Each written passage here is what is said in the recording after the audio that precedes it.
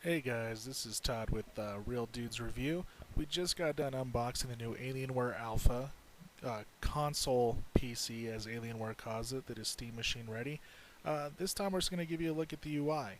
The cool thing is we already set this up using nothing but the controller. Did not need to plug in a keyboard or mouse, so that's pretty cool. Um, right now the system is currently built on top of Windows 8, and as you can see it has a custom Alienware UI that is launched um, over Windows 8. We'll talk about the specs a little bit. It's the standard model, i3, 4 gig of RAM, 500 gig hard drive, and it's got the GTX 860M Plus graphics card. So all in all, not too bad of a system. I should expect everything to run pretty well with that card. In the UI here, we've got our four options. Launch Steam. We've got the audio and video. That's just for fine-tuning everything for your sound system, your TV. We didn't really have to mess with that. Everything auto-detected out of the box. It was pretty cool. Now, if you want, you can plug in a mouse and a keyboard to access the Windows 8 desktop and Metro tiles. This will allow you to install other things like Plex, um, your other media services like Netflix, Hulu, your project-free TV shortcuts, whatever you want to make this an all-inclusive media center. So let's go ahead and get into Steam and test out the games. Now, this is not my Alienware. One of my buddies was kind enough to let me borrow it, boot it up, and give you guys a demonstration. So I think the most recent next-gen-ish game we're going to be able to play is going to be Shadows of Mordor. I know the game's about a year old, but it should, play pretty well. And for a game being a year old, even current games, I expect them to play as well, pretty well too. Excuse me. So, getting into Shadows of Mordor, we're gonna go ahead and fire this up. And while it's booting up, I want to talk a little bit about Steam machines and what they're trying to do. We know that they're targeting the console gamers. As PC gamers, we're going to build a box. We typically don't buy pre-built machines. Feel free to argue with me in the comments.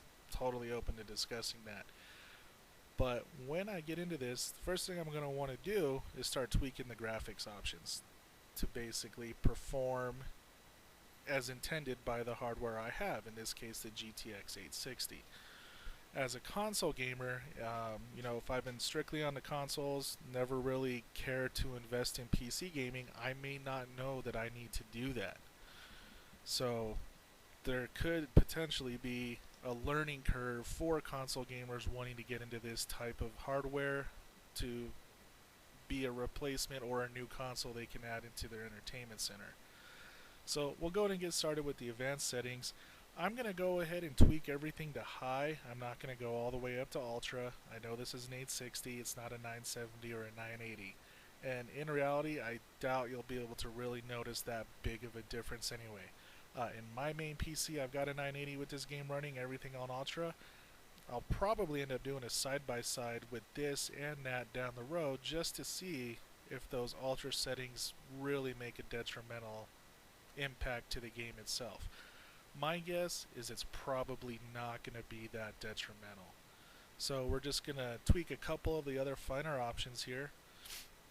Now I have already, with this game, gone in and taken care of all the opening tutorials, all of the intro stuff, so that when we do get to the point we start the game, we jump right in to open world to see how this looks.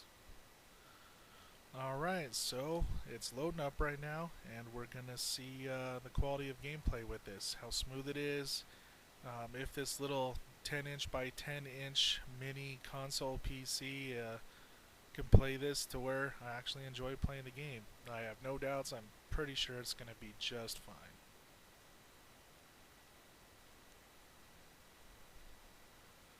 Just going to start out and jump right off this tower and get into it.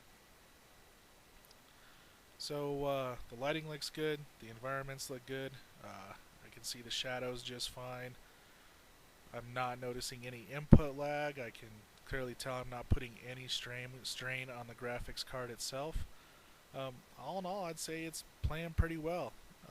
It's been a little bit since I've played this on my rig with the GTX 980, but all in all, I'm pretty satisfied with this. And for 500 bucks for a living room gaming PC, it's not a bad deal. You know, I've had other friends. I've thought about building small form factor gaming PC for the living room, and the price, you know, the cost you're gonna endure is gonna probably be around 500 bucks, if not more. So I'd say this is a pretty good deal that Alienware is offering for this unit. And the other advantage is that Alienware UI interface, you can do everything with the controller to set it up. I don't have to have a keyboard and mouse, to where if I built my own system, I would have to have a keyboard and mouse at some point to get to where I want to play the games. And that's just going to be the way it is unless I have some third-party software that enables that stuff. So, hope you guys enjoyed watching. The gameplay's fine for me. Looks good. As of right now, I don't have any complaints. Hopefully, we'll be able to get some more recent games on here like Dying Light or GTA 5. Um, until then, talk to you guys later. Talk to you guys later. Feel free to leave comments below. Let me know what you think. Thanks a lot.